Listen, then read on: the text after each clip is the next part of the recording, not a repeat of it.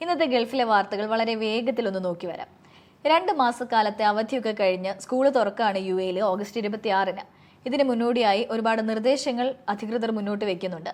School കുട്ടികളുടെ ബാഗിന്റെ ഭാരം നിയന്ത്രിക്കുന്നു എന്നുള്ളതാണ് ഇതിൽ പ്രധാനമായിട്ടുള്ളത്. അതായത് കുട്ടിയുടെ ശരീരഭാരത്തിന്റെ 20% അധികമാകരുത് ബാഗിന്റെ ഭാരം എന്നുള്ളതാണ്. അബുദാബി വിദ്യാഭ്യാസ വിജ്ഞാന വകുപ്പാണ് ഈ ഒരു നിബന്ധന മുന്നോട്ട് വെച്ചത്. UAE സ്കൂളുകളെല്ലാം തന്നെ ഇത് പ്രാവർത്തികമാക്കും എന്ന് അറിയിച്ചിട്ടുമുണ്ട്.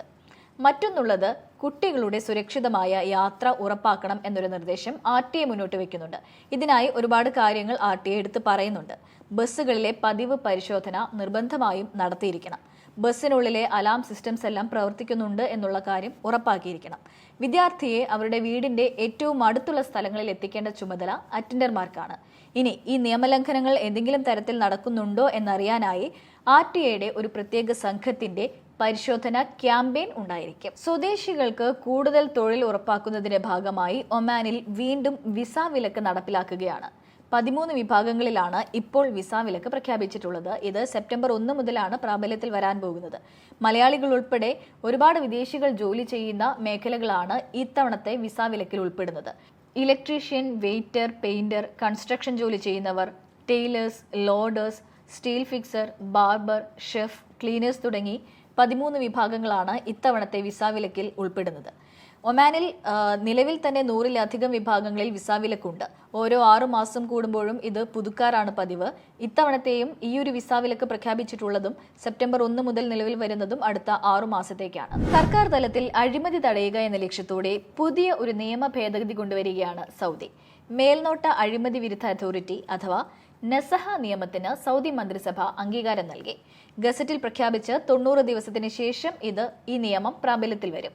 ഈ നിയമപ്രകാരം ഒരു സർക്കാർ ജീവനക്കാരനെ ഒരു അഴിമതി കേസിൽ കോടതി കുറ്റക്കാരനാണെന്ന് കണ്ടെത്തിയാൽ ഉടൻ തന്നെ അയാളെ സർവീസിൽ നിന്ന് പിരിച്ചുവിടും.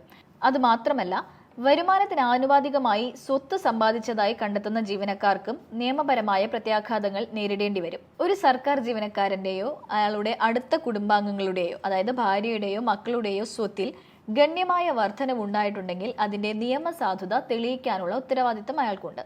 അതിൽ പരാജയപ്പെടുകയാണെങ്കിൽ ക്രിമിനൽ കേസ് എടുക്കും. അനധികൃതമായി സമ്പാദിച്ച ഫണ്ടുകൾ കണ്ടുകെട്ടുന്നതിനും നിയമം ബന്ധപ്പെട്ട ഏജൻസികൾക്ക് അധികാരം നൽകുന്നുണ്ട്. കുറ്റാരോപിതനായ വ്യക്തി രാജ്യം വിടുകയോ മരിക്കുകയോ ചെയ്താൽ പണം വീണ്ടെടുക്കുന്നതിനും സ്വത്ത് കണ്ടുകെട്ടുന്നതിനും ബന്ധപ്പെട്ട ഏജൻസികളുമായി സഹകരിക്കും. ഖത്തറിൽ ഇനി മുതൽ വിലപിടിപ്പുള്ള എന്തെങ്കിലും നഷ്ടപ്പെട്ടാൽ പോലീസ് സ്റ്റേഷനിൽ പോയി പരാതിപ്പെടേണ്ട ആവശ്യമില്ല. മറിച്ച് ഇതിനായി ഒരു ആപ്ലിക്കേഷൻ രംഗത്തിറക്കിയിരിക്കുകയാണ് ഖത്തർ ആഭ്യന്തര മന്ത്രാലയം.